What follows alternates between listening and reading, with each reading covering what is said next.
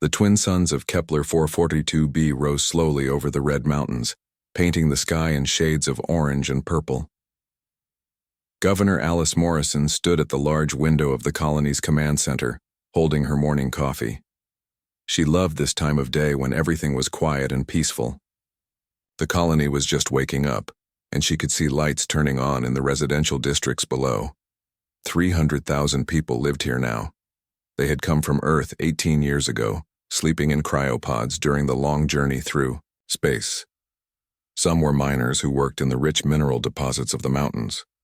Others were scientists studying this new world.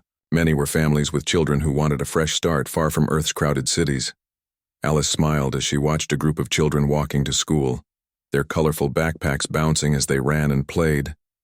This colony was humanity's pride, their farthest reach into the galaxy.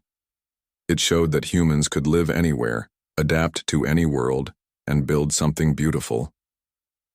In the orbital defense station above the planet, Lieutenant Paul Garcia was starting his morning shift.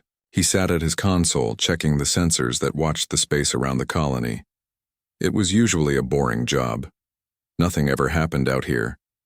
The most exciting thing he'd seen in 6 months was a meteor shower. Paul yawned and reached for his coffee when something strange appeared on his screen. He frowned and leaned closer. The gravitational sensors were showing something unusual. Large objects were moving through hyperspace toward them, but the readings didn't match any known ship designs in their database. "Hey, Susan," he called to his colleague at the next station. "Come look at this. Are your sensors showing anything weird?" Susan Baker walked over and studied his screen. Her face grew pale. "Those are ships, Paul. Lots of them.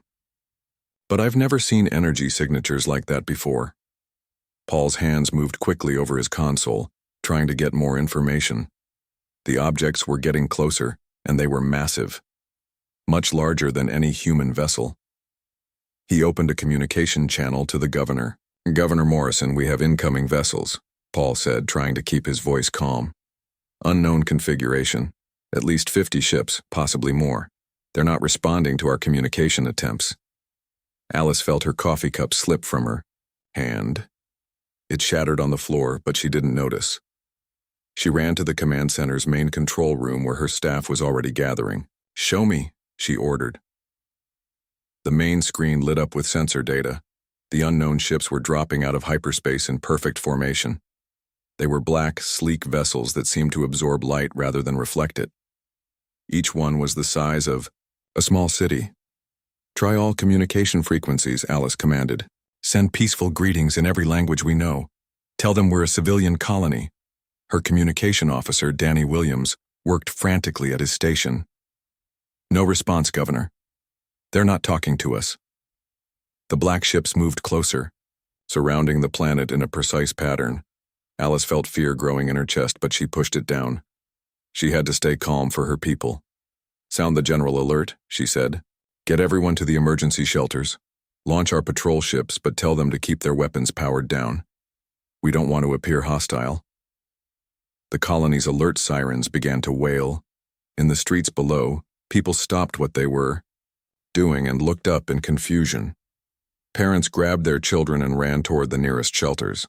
The school teachers quickly led their students to the basement safe rooms. Captain Ben Taylor was in one of the colony's 5 patrol ships. These were small vessels, designed for rescue operations and asteroid mining support, not combat. Each had basic weapons, but nothing that could threaten a real warship. "This is Captain Taylor to unknown vessels," he broadcast. "We are a peaceful colony. We mean you no harm. Please respond." Silence. On the lead alien ship, Supreme Executor Vexa Theta watched the human colony with 4 of his 8 eyes. The Zephrani were an ancient race, and they had ruled this sector of space for 10,000 years. These humans were nothing but insects that had wandered into their territory. "The infestation has spread further than we thought," Vexus Theta said to his second-in-command. "They build their nests on worlds that belong to the Empire." "Should we give them a chance to leave, Supreme Executor?" asked his aide. Vexa Theta's mandibles clicked in what passed for laughter among his species. "Would you give bacteria a chance to leave?" Cleanse the world. Leave nothing alive. The Zafrani ships powered up their weapons. On the orbital station, Paul watched in horror as energy readings spiked across the alien fleet. "Governor, they're charging weapons," he screamed into the comm. Alice's mind raced. They had no real defenses. The patrol ships were toys compared to what they faced. The orbital platforms had some missiles and point defense lasers, but they were designed to stop asteroids, not an invasion fleet. "All ships evasive maneuvers," she ordered. "Orbital platforms prepare to fire. Maybe we can buy time for people to reach the shelters." The first plasma beam lanced out from the lead Zafrani ship. It struck the orbital station with the force of a small sun. Paul Garcia had just enough time to see the bright light before. He and everyone on the station were vaporized instantly. More beams followed. The patrol ships tried to dodge, but they were too slow. Captain Taylor watched his friend's ship disappear in a ball of fire. He pushed his engines to maximum, trying to ram one of the alien vessels, but a casual sweep of a plasma beam turned his ship to atoms. On the surface, Alice watched the sky light up with explosions. All their orbital defenses were gone in less than 3 minutes. Now the alien ships turned their weapons toward the planet itself. "Get me a connection to Earth," Alice shouted. "Emergency priority." The first bombardment rounds hit the mining district. The massive explosions turned the entire area into molten glass. Thousands of miners who hadn't reached the shelters were killed instantly. The second wave hit the agricultural domes, destroying the colony's food supply in seconds. Communications officer Danny Williams managed to establish a quantum relay link to Earth. It was weak and unstable, but it was working. "Earth Command. This is Kepler 442b colony," Alice said quickly. "We are under attack by unknown hostile forces. Alien configuration. They're destroying everything. Colony falling. We need..." A plasma beam hit the command center. Alice saw the wall explode inward, felt the incredible heat, and then nothing. The Zafrani were methodical in their destruction. They bombarded every structure, every shelter, every hiding place. When their sensors showed humans huddling in underground bunkers, they used penetrating bombs that drilled through rock before exploding. In a school shelter, teacher Mary Roberts held her students close as the ceiling began to crack. 7-year-old Tommy was crying for his mother. 9-year-old Lisa was trying to be brave, but her hands were shaking. "It's going to be okay," Mary lied to them, even as she heard the terrible sound of the drilling bombs getting closer. "Just close your eyes, think of something beautiful." The shelter collapsed. Across the colony, the same scene repeated hundreds of times. Families died holding each other. Doctors died trying to protect their patients. Security officers died at their posts, firing useless rifles at ships they couldn't even see clearly. The attack lasted 17 minutes. When it was over, Kepler 442b was a dead world. The colony that had taken 20 years to build was gone. Where homes and schools and hospitals had stood, there was only glass and ash. 300,000 human lives ended in less time than it took to watch a television show. The Zafrani ships gathered in formation and jumped back into hyperspace, leaving behind only death and emergency beacons that transmitted the colony's final moments into the void. Supreme Executor Vex Theta was satisfied. The humans had been cleansed from this world. The Empire's territory was pure again. But those emergency beacons continued to transmit, sending their message across the vast darkness of space toward Earth. The signal would take 3 weeks to arrive, carrying with it the images and sounds of humanity's greatest loss. The silent morning on Kepler 442b had become an eternal night, and soon Earth would know what had happened to its children among the stars. Admiral Jack Cooper was eating lunch in the Space Command headquarters cafeteria in Geneva when his aide rushed in. The young officer's face was white, and his hands were shaking. Jack had seen that look before. It meant something terrible had happened. "Admiral, you need to come to the command center immediately," the aide said. "We've received a priority transmission from Kepler 442b. Jack put down his sandwich and followed quickly. The Kepler colony only sent priority transmissions for emergencies. As he walked through the corridors, he noticed other officers moving with unusual urgency. Whatever had happened, it was serious. The command center was in chaos when he arrived. Officers were shouting orders. Technicians were frantically working at their stations, and on the main screen was static. General Ruth Coleman, Jack's superior, stood in the center of it all with a grim expression. "What's the situation?" Jack asked. Ruth turned to him, and he saw tears in her eyes. In 30 years of service, he had never seen her cry. "The colony is gone, Jack, all of it." "What do you mean gone? Was there an accident, a disaster?" "Watch," Ruth said, gesturing to the screen. The static cleared, and the emergency beacon transmission began to play.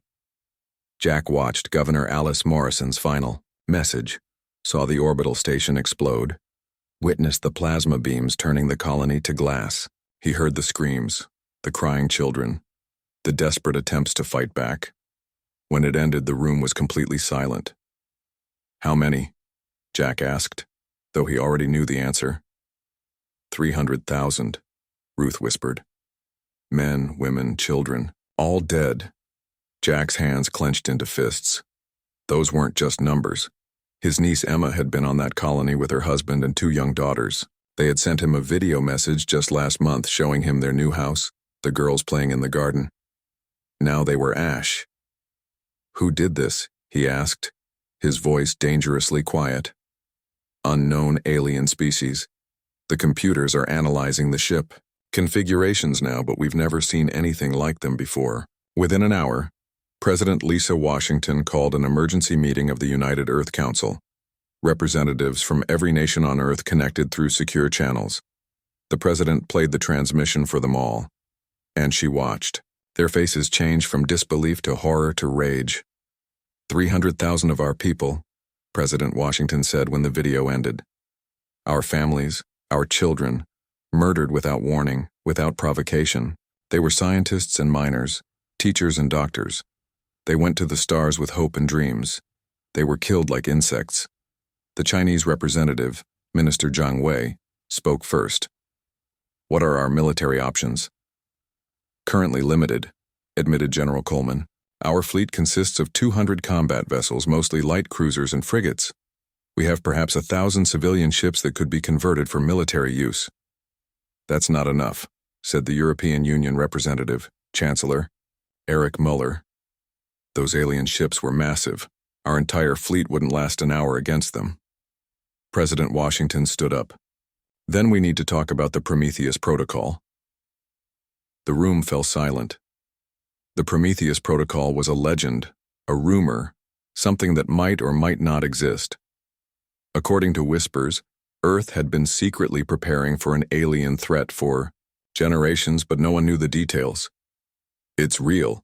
asked the Indian Prime Minister Priya Sharma. "It's real," President Washington confirmed. She pressed a button, and the screen showed the moon. "For 70 years we've been building, not openly but in secret. Every nation contributed, though most of you didn't know it.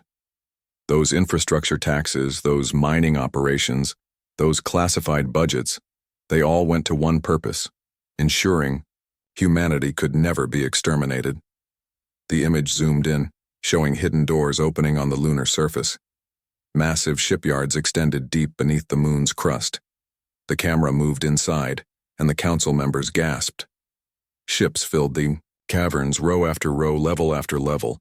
Not hundreds, but thousands upon thousands. "How many?" Chancellor Muller asked, his voice barely a whisper.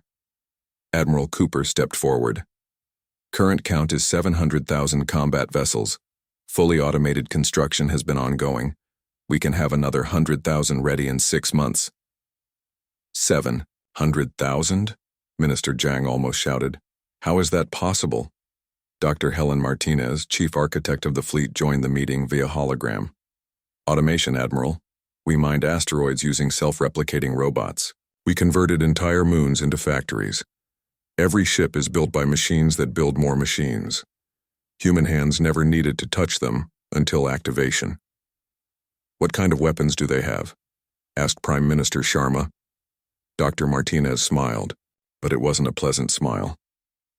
"Everything we could imagine and some things we shouldn't have. Antimatter bombs, gravity weapons, directed energy beams that can crack planets, nanoswarms that can disassemble matter at the molecular level." We studied every science fiction story humanity ever wrote and asked ourselves, how would we build that? Then we built it. President Washington looked at each representative in turn. The question before us is simple. Do we use them? Do we show the galaxy what happens when you murder human children? The vote was unanimous. Every single representative voted yes. Across Earth, the announcement was made simultaneously. Every screen, every device, every communication system carried the same message. President Washington appeared, her face calm, but her eyes burning with controlled fury. Citizens of Earth, she began. 3 weeks ago, our colony on Kepler 442b was destroyed by an alien force. 300,000 souls, your brothers and sisters, your sons and daughters, were murdered without mercy. They killed our children. They destroyed families. They thought us weak because we came in peace. She paused, letting the words sink in. They were wrong. Earth has not been idle. We have not been naive. For 70 years, we have been preparing for this possibility. Today, I authorize the activation of the Prometheus Protocol. Today, humanity goes to war. The response was immediate and overwhelming. Recruitment centers that had been quiet for decades suddenly had lines stretching around blocks. Veterans in their 70s and 80s came out of retirement demanding to serve again. Young people who had never thought about military service signed up by the millions. Captain Scott Miller had been retired for 5 years, living quietly in Colorado with his wife and children. When he heard the president's speech, he looked at his wife, Barbara. She had tears in her eyes, but she nodded. Go, she said. Make them pay for what they did. Within hours, Scott was at the nearest military base, along with thousands of others. The base commander, overwhelmed by the volunteers, had set up processing stations in the parking lots. I need pilots, gunners, engineers, the commander announced. But I need you to understand this isn't like the old conflicts. We're going to war with an alien empire. Many of you won't come home. Not a single person left the line. Meanwhile, on the moon, the hidden fleet was coming alive. Lights flickered on in ships that had waited decades for this moment. Automated systems ran diagnostics, loaded weapons, charged reactors. The ships were unlike anything humanity had shown the galaxy. Where their colony ships were smooth and elegant, these were angular and predatory. They were painted black, with only identification numbers and a single image on each hull, Earth, surrounded by stars.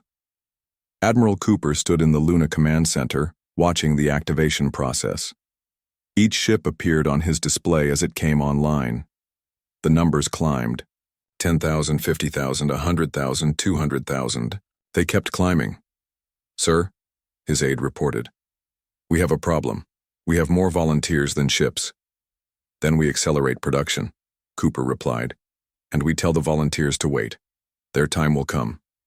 Deep beneath Earth's oceans, in bunkers that didn't officially exist, scientists worked frantically on new weapons. If the aliens had technology Earth didn't understand, then Earth would create technology the aliens couldn't imagine. Dr. Martinez led a team working on something called a quantum torpedo, a weapon that existed in multiple dimensions simultaneously. Dr. Carl Johnson developed a virus that could infect alien computers, turning their own ships against them. Dr. Nancy Brown perfected a shield system that bent space itself, making ships nearly invulnerable. We're not just going to beat them, Dr. Martinez told her team. We're going to make sure no one in this galaxy ever thinks about hurting humans again. The Zephrani, monitoring human space from afar, noticed the increased activity. Their spies reported ships gathering, but the numbers seemed inflated. Surely the humans couldn't have more than a few thousand vessels at most. Supreme Executor Vexa Theta received the reports in his crystalline palace on Zephyrus Prime. The humans are upset about their lost colony, his intelligence chief reported. They appear to be mobilizing their merchant fleet. Vexa Theta's mandibles clicked in amusement. Let them come with their cargo haulers and pleasure yachts. It will save us the trouble of hunting them down. How many ships do they have? Our spies report different numbers, Excellence. Some say thousands, others say hundreds of thousands. The humans appear to be spreading disinformation. Hundreds of thousands? Vexitheta laughed. Impossible. It took us 1,000 years to build our fleet of 80,000 warships. The humans have only been in space for a century. They're trying. Captain Ryan Foster stood on the observation deck of Luna Station, watching the greatest gathering of military might in human history. Ships were emerging from their hidden berths like metallic dragons awakening from a long sleep. The view took his breath away, even though he'd been watching it for 3 days now. The UES Vengeance, his new command, floated nearby. She was a Titan-class dreadnought, 2 kilometers of pure destruction. Her hull was dark gray, almost black, with weapon ports covering every surface. She could crack a moon in half with her main guns or release swarms of fighter drones that could darken a sky. Captain Foster, a voice called behind him. He turned to see Commander Amy Chen, his new first officer. She was young, maybe 30, but her eyes held the same determination he saw in everyone who had volunteered for this mission. Commander Chen, welcome aboard, Ryan said, shaking her hand. Thank you, sir. I just wanted you to know that my brother was on Kepler 442b. He was a teacher at the main school. Ryan nodded slowly. My cousin was there too. Mining engineer. Had twin boys, 6 years old. They stood in silence for a moment, watching more ships emerge from the lunar facilities. Neither of them needed to say more. They understood why they were here. Across the solar system, similar scenes were playing out. On Mars, the red planet's hidden shipyards were releasing their own fleet. These were the fast attack vessels built for speed and striking power. On Europa, beneath the ice, submarine-like vessels designed for stealth operations were rising from the frozen ocean. The asteroid belt had been hollowed out over decades, turned into a massive construction facility. Now those asteroids were opening like flowers, revealing the battleships hidden within. Some of these vessels were 5 kilometers long, mobile fortresses that could take on entire enemy fleets alone. In Earth's orbit, civilian ships were being rapidly converted for military use. Cargo haulers became troop transports. Mining vessels were fitted with weapons. Even luxury cruise ships were transformed into hospital ships and supply vessels. Every human ship that could fly was being prepared for war. The recruitment centers on Earth were still overwhelmed. In New York, the line at the processing center stretched for 20 blocks. People brought food and water for those waiting, and musicians played songs to keep spirits up. Everyone wanted to be part of humanity's response. Sarah Kim, a doctor, from Seattle, stood in line with her medical bag. When she reached the front, the recruiting officer looked at her credentials. Ma'am, with your skills you could serve here on Earth. We need doctors in the hospitals. No, Sarah said firmly. I'm going with the fleet. When our soldiers are hurt, I want to be there to save them.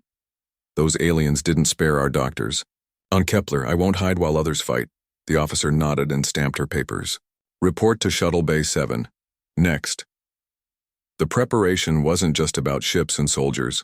Earth's entire economy shifted to support the war effort. Factories that made cars started making weapons. Restaurants began preparing military rations. Children collected metal for recycling into ship parts. Everyone contributed something. In schools, teachers struggled to explain to young children why their older siblings and parents were leaving. 8-year-old Jenny asked her teacher, "Why did the aliens hurt the people on the colony?" Her teacher, Mrs. Green, knelt down beside her. Sometimes there are beings who do bad things because they think they're stronger. But we're going to show them that hurting others is wrong, and we're going to make sure they can never do it again. Meanwhile, humanities scientists were making final preparations. They had studied every piece of data from the colony's destruction, analyzing the alien weapons and tactics. The enemy used plasma beams and kinetic bombardment. They fought in tight formations. They showed no mercy. Dr. Martinez gathered her team for a final briefing. The enemy's plasma weapons operate on a frequency we can disrupt with our new shields. Their ships appear to use a crystalline power source, which means our resonance weapons should be particularly effective. Remember, we're not just trying to win. We're trying to win so decisively that no one ever challenges humanity again. Admiral Cooper established his command center on the UES Thunder God, the largest ship humanity had ever built. At 10 kilometers long, It was a mobile city, complete with factories to build new weapons during the journey. Its command center looked like a cathedral made of screens and lights. "Status report," Cooper ordered as he took his command chair. 700,000 ships confirmed operational, his operations officer reported. Another 50,000 will be ready within the week. All vessels report full weapons and supplies. Crew status? All ships fully staffed with volunteers. We have 5 million additional personnel in reserve. Cooper nodded. They had more volunteers than they had positions. The anger over Kepler 442b had united humanity in a way nothing else ever had. Old enemies were now allies. Former rivals worked side by side. Earth spoke with one voice. Never again. The fleet was organized into 12 battle groups, each with its own specialty. The first fleet, under Admiral Foster, consisted of the heavy dreadnoughts. The second fleet was the carrier groups, each carrying thousands of fighter drones. The third fleet was the stealth ships, designed to strike from nowhere. Each fleet had its own personality.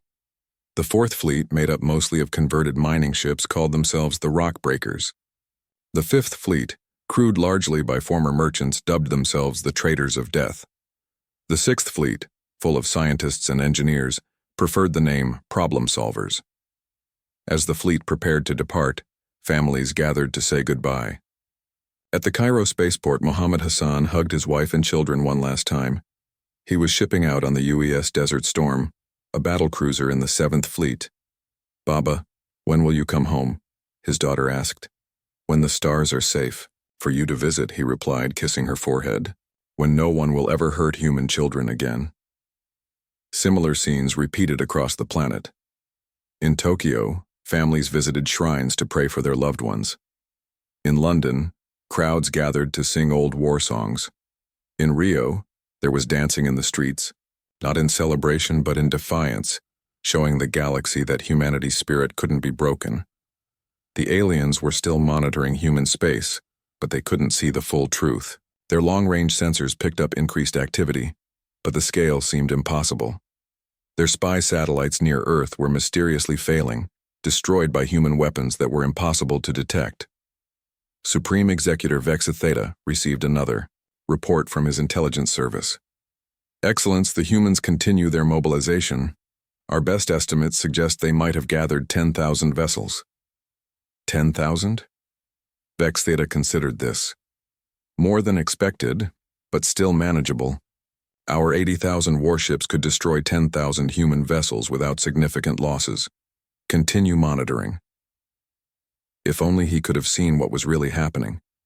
The human fleet wasn't just large, it was revolutionary. These weren't the simple ships the galaxy had seen before. Each vessel incorporated decades of secret research, weapons that pushed the boundaries of physics, shields that could withstand supernovas. Captain Foster ran his crew through another drill. The Vengeance's weapons crew could now target and destroy 100 enemies in less than 30 seconds. His navigation team could plot jump coordinates while under fire. His damage control teams could repair hull breaches in minutes. Again, Foster ordered after the drill, "We need to be perfect. We get one chance at this." His crew didn't complain. They ran the drill again and again and again. Every human ship was doing the same thing. They were not just preparing for war, they were preparing for a war that would reshape the galaxy. On Earth, President Washington held a final council meeting before the fleet departed. "Are we ready?" she asked her advisors. "As ready as we can be," Admiral Cooper replied via hologram. "The fleet is prepared, supplies are loaded, and morale is high. Very high." "What about intelligence on the enemy?" "Limited, but we've learned enough." They call themselves the Zephrani Empire. They've been around for at least 10,000 years. They have approximately 80,000 warships and control 300 systems. They see younger races as inferiors to be eliminated if they become inconvenient. "And our chances?" Admiral Cooper smiled grimly. "Madam President, they think we have maybe 1,000 ships. They're about to learn what happens when you underestimate humanity." As the departure date approached, Earth held its breath. This wasn't just a military operation. It was humanity's statement to the universe. They had tried peace. They had tried exploration and trade and friendship. But when someone murdered their children, humans would show another face, one that had conquered their own world and now would conquer anyone who threatened them. The fleet began to move. Not all at once. That would be too obvious. Scout groups went first, using new stealth technology that made them invisible to enemy sensors. Then the fast attack groups, then the main battle fleets. The entire operation would take weeks, with ships arriving at different times to maintain the element of surprise. Captain Foster stood on his bridge as the Vengeance prepared to jump. His crew was at their stations, ready for whatever came next. He thought of his cousin's children, of all the children who had died on Kepler 442b. The first sign of trouble in the Zafrani Empire came when their outer colony of Vextar simply stopped responding. One moment, the military outpost was transmitting its regular status updates. The next moment, silence. Commander Keith Johnson smiled grimly from the bridge of his stealth destroyer as he watched the installation burn. His ship, the UES Ghost, had emerged from hyperspace completely undetected and destroyed the outpost's communication array before they could send a warning. Target destroyed, his weapons officer reported. No distress signals detected. Good, Keith replied. Signal the rest of the pack. We move to the next target. Across Zafrani space, similar attacks were happening. Human stealth ships appeared from nowhere, destroyed military installations, and vanished before anyone could respond. The Zafrani military was confused. These attacks were too coordinated to be pirates, but their sensors hadn't detected any major fleet movements. On Zephyros Prime, the jeweled capital of the Empire, Supreme Executor Vexitheta studied the reports with growing concern. 7 military outposts had gone dark in the last day. His advisors stood nervously around the strategic display table, their 8 eyes blinking rapidly. Could it be a rebellion? Suggested his military advisor. Some of our subject races growing bold? No, Vexitheta said slowly. The attacks are too precise, too professional. Send the 3rd Battle Fleet to investigate. If someone is testing our defenses, we will crush them. The Zafrani 3rd Battle Fleet consisted of 5,000 warships, each one a masterpiece of their ancient technology. They jumped to the location of the latest attack, ready for battle. What they found instead was empty space and debris. Admiral Kexlon, commanding the fleet, ordered intensive sensor sweeps. Find them, he commanded. They cannot have gone far. That's when the human fleet revealed itself. Not the stealth ships, but the main battle force. Space itself seemed to tear open as hundreds, then thousands of human vessels dropped out of hyperspace. The Zafrani sensors screamed warnings as the numbers kept climbing. Admiral, his sensor officer's voice shook. I'm reading 15,000 enemy vessels. No, 20,000. The readings keep changing. This can't be right. Admiral Kexlon watched his display in disbelief. Where had the humans gotten such a fleet? It was impossible. But there they were, spreading out in perfect attack formation. Captain Foster, commanding Battle Group 7, gave the order everyone had been waiting for. All ships, weapons free, fire at will. The space between the two fleets erupted in violence. The Zafrani had expected to face primitive weapons, perhaps nuclear missiles and basic lasers. Instead, they faced weapons that defied understanding. Gravity wells appeared inside their ships, crushing them from within. Nanoswarms ate through their hulls like acid. Directed energy beams ignored their shields entirely. The Zafrani fought back with their plasma weapons, the same ones that had destroyed Kepler 442b. But the human ships had been designed specifically to counter them. Their rotating shield frequencies absorbed the plasma, dispersing it harmlessly. Some human ships even seemed to feed on the energy, growing stronger as they were hit. Impossible! Admiral Kexlon shouted as he watched a third of his fleet disappear in the opening minutes. Order all ships to concentrate fire on their lead vessels. But the human ships moved like a swarm of angry wasps, never staying still, always attacking from unexpected angles.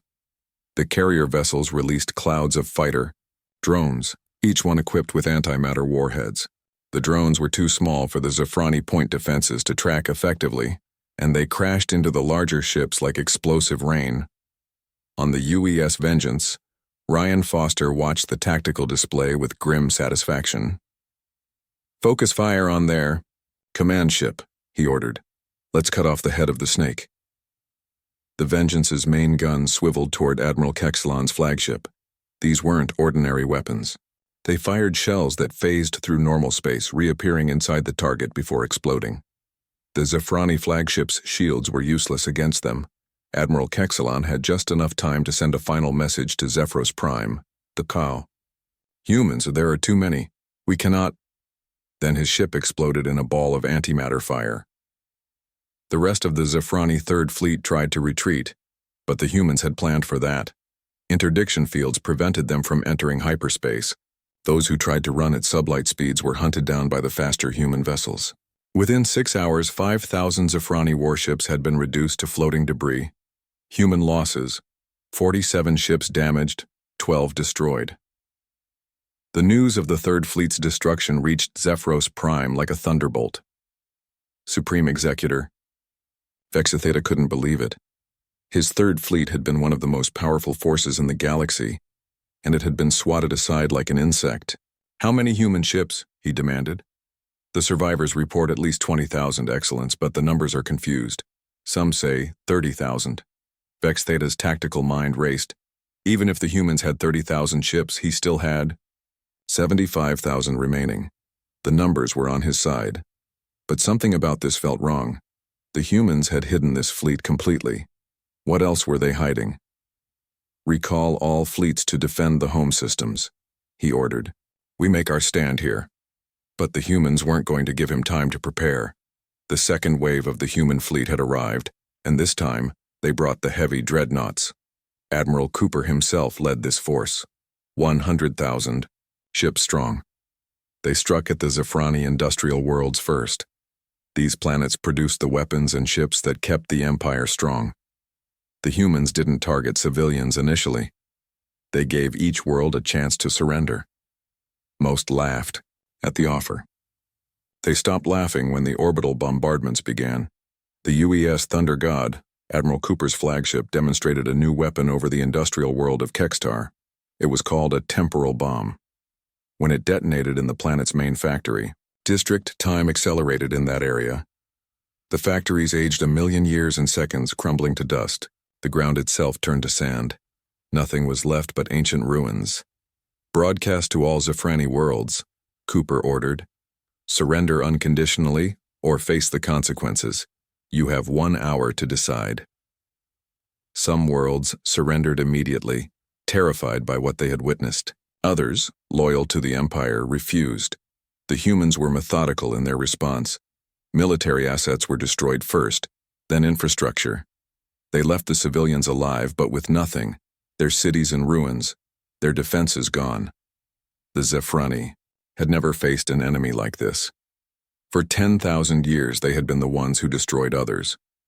Now they were learning what it felt like to be on the receiving end. Captain Foster's battle group was assigned to attack the Zafrani naval base at Torval. This was where the Empire built its warships, a moon hollowed out and converted into the largest shipyard in known space. The Zafrani had 40,000 ships defending it. "Sir, sensors show 40,000 enemy vessels," Commander Chen reported. "Should we wait for reinforcement?" Foster shook his head. "No. Signal the rest of our wave. All 200,000 ships. Let's show them what real numbers look like." The Zafrani defenders watched in horror as human ships kept appearing. Their sensors couldn't process the numbers. Was it 200,000? 300,000? The space around Torval turned black with human vessels. The battle was not a battle. It was an execution. The Zafrani fought bravely, but they were outnumbered 5-1, and the human weapons were superior. Plasma beams were absorbed by rotating shields. Missiles were destroyed by point defense lasers that never missed. When the Zafrani tried to ram human ships in desperation, they found the human vessels were stronger, their hulls reinforced with materials the Zafrani didn't understand. The shipyard moon itself tried to defend itself with massive planetary guns. The humans responded by firing a weapon that turned the moon's core into a small black hole. The moon collapsed in on itself, taking the shipyard and all its half-built warships with it. On Zephyros Prime, panic was setting in. The empire that had stood for 10 millennia was falling apart in days. Refugees flooded the capital from conquered worlds. The military was in chaos, with some units refusing to fight what they saw as a hopeless battle. Supreme Executor Vexitheta stood in his war room, watching as system after system fell to the humans. His advisors had fled. His guards were nervous. Outside, he could hear crowds demanding answers, demanding surrender. "Excellence," his last remaining general said. "We must consider terms. The humans might show mercy if we—" "Never." Vexitheta's mandibles clicked violently. "We are the Zephrani. We do not bow to inferior species. Excellence, they have destroyed 60,000 of our ships. We have less than 20,000 left. Their numbers seem infinite. We cannot win." Vexitheta turned to the ancient weapons console. If the Empire was going to fall, he would take the humans with him.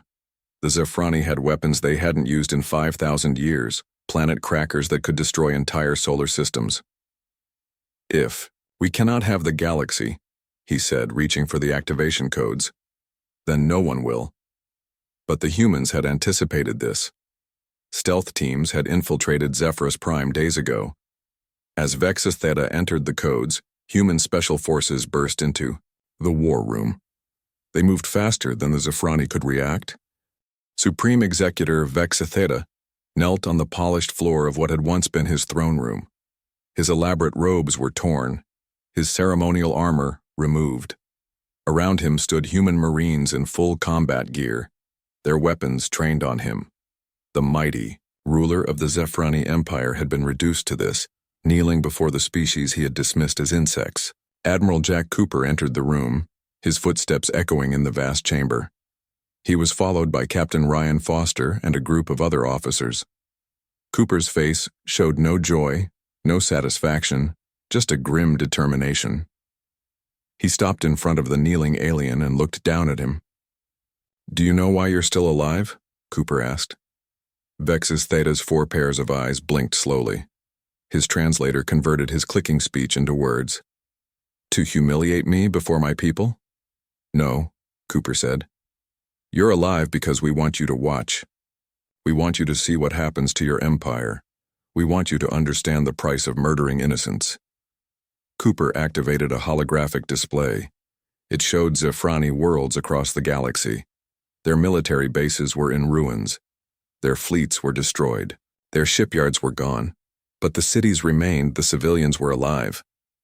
"We could have killed them all," Cooper continued. "We could have done to your people what you did to ours. 300,000 of our people dead means we could have justly killed 300,000 of yours. Or 3 billion. Or 30 billion. Vexitheta watched the images, confused. "Why didn't you?"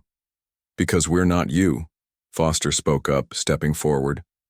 "We came here for justice, not genocide. Your military is gone. Your ability to threaten anyone is ended. Your empire is dissolved. But your people will live if they accept our terms." A document appeared in the hologram. The surrender terms were simple but absolute. The Zephrani Empire would cease to exist. All conquered worlds would be freed. All military technology would be surrendered to humanity. The Zephrani would be confined to their original home system for 1,000 years. Human observers would remain to ensure compliance. "If you refuse," Cooper said, "we have 1 million ships ready to complete the destruction of your species. Choose now." Vexitheta looked at the terms, then at the humans surrounding him. These were not the weak traitors he had thought them to be. They were something far more dangerous. A species that could destroy you utterly but chose not to. A species that conquered not just through strength but through restraint. "I will sign," he whispered. The signing ceremony was broadcast across the galaxy. Every species with space travel capability watched as the ancient Zephrani Empire formally surrendered to humanity. The document was signed with Vexitheta's genetic seal and Admiral Cooper's signature. The war that had lasted only 3 weeks was officially over. But humanity wasn't done sending its message to the galaxy. President Lisa Washington traveled to the Galactic Council Station, a massive structure in neutral space where representatives from hundreds of species met to discuss interstellar matters. The council had existed for thousands of years, but humanity had only been a minor member, barely noticed. Not anymore. President Washington entered the council chambers flanked by a full military escort. The representatives fell silent as she walked to the speaker's podium. Behind her, through the massive windows, the human fleet was visible. Not all 700,000 ships, but enough. 100,000 vessels arranged in perfect formation, a steel reminder of humanity's new position. Distinguished representatives, Washington began, her voice carrying to every corner of the chamber. 3 months ago, the Zephrani Empire destroyed a human colony. 300,000 innocent lives were ended without warning, without mercy. Men, women, and children were slaughtered like animals. She paused, looking around the chamber. Many representatives couldn't meet her gaze. "Where were you?" she asked quietly. "Where was this council when our children were being murdered? Where were your condemnations? Your fleet actions? Your sanctions? You did nothing. You watched, and you did nothing." The Altarian ambassador, a tall being with crystalline skin, stood up. "President Washington, the council has never interfered in conflicts between member species. It is not our way." "Then your way changes today," Washington replied. "Humanity is establishing new rules. Any attack on human citizens anywhere in the galaxy will be met with overwhelming force. We now maintain a permanent fleet of 1 million vessels, with more being built every day. We don't seek empire, but we will have security." "You cannot dictate terms to the entire galaxy," the Krellian representative protested. Admiral Cooper stepped forward. "We're not dictating, we're informing. Attack humans, face the consequences. Leave us in peace and we'll leave you in peace. It's quite simple." The council chamber erupted in discussion. Some species were outraged at humanity's boldness. Others were secretly relieved that someone had finally stood up to the aggressive empires that had plagued the galaxy for millennia. The Altarian ambassador spoke again. "And if we refuse to recognize your authority?" President Washington nodded to Admiral Cooper. He activated his display, showing the full human fleet. Not 700,000 ships, but over 1 million, with construction facilities building more every day. The display also showed something else: the locations of every major military installation in council space, all targeted by human weapons. "Then you'll learn what the Zephrani learned," Washington said simply. "Humans prefer peace. We came to the stars seeking friendship and trade. But when threatened, we are very, very good at war. The choice is yours." The vote was called. One by one, the species representatives voted to recognize humanity's new position. Some voted out of fear, others out of respect. The warrior cultures were impressed by humanity's strength. The peaceful species were grateful for protection. By the end, it was unanimous. Within a year, the galaxy had transformed. Pirates who had terrorized trade routes for centuries disappeared, not wanting to risk accidentally attacking a human vessel. Aggressive empires that had been expanding suddenly found their borders very fixed. Even disputes between other species decreased, with many asking humans to mediate their conflicts. The colony on Kepler 442b was rebuilt, but it was different now. Where once there had been a small orbital defense station, now there was a full battle fleet. The colony itself was larger, with 1 million inhabitants instead of 300,000. At its center was a memorial, a black granite wall with 300,000 names. Admiral Foster, recently promoted, stood at the memorial with his daughter Emma. She was one of the new colonists, part of humanity's continued expansion into space. The ceremony marking the colony's reopening was ending, and people were beginning to disperse. "Dad," Emma said, looking at the names on the wall, "will they ever attack us again?" Ryan looked up at the sky, where the defense fleet patrolled in eternal vigilance. Each ship was a promise, a statement that humanity would never again be caught unprepared. "No, sweetheart, never again." "How can you be sure?" He knelt down beside her, pointing to the stars. Because now they know who we really are. We showed them that we can be the best of friends or the worst of enemies. Most species are smart enough to choose friendship. As they walked away from the memorial, a Zafrani transport ship passed overhead, carrying observers to their monitoring posts. By the terms of the surrender, they would report on their own people's compliance for the next 1,000 years. It was humiliating, but it was better than extinction. On Earth, the war economy was slowly transitioning back to peace, but the military production never fully stopped. The shipyards on the moon continued to build, though at a slower pace. The technology developed for war was being adapted for peaceful purposes. The antimatter reactors powered cities. The gravity manipulation technology was used for construction. The medical advances that had been meant to save wounded soldiers now cured diseases. President Washington gave her final address on the anniversary of the war's end. "We have shown the galaxy our strength," she said. "Now we must show them our wisdom. The fleet will remain, always ready, always watching. But our true power isn't in our weapons. It's in our unity, our determination, and our refusal to let fear rule us." In the Deep Space Monitoring Station at the edge of human space, Lieutenant Marcus Young watched his sensors. It was a quiet shift, as most of them were now. A Talarian merchant vessel requested permission to pass through human space. He checked their credentials and approved them. "Have a safe journey," he transmitted. "Thank you, human," came the reply.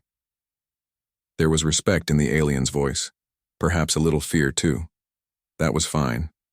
Better to be respected and feared than to be seen as weak. Marcus leaned back in his chair, looking at the picture on his console.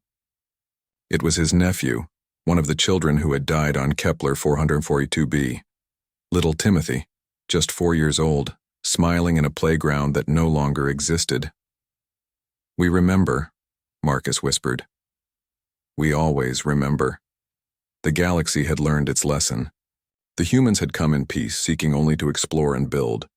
When that peace was shattered, they had responded with a fury that shook the foundations of galactic civilization. Now, an uneasy but real peace had settled across known space. Trade routes flourished under human protection.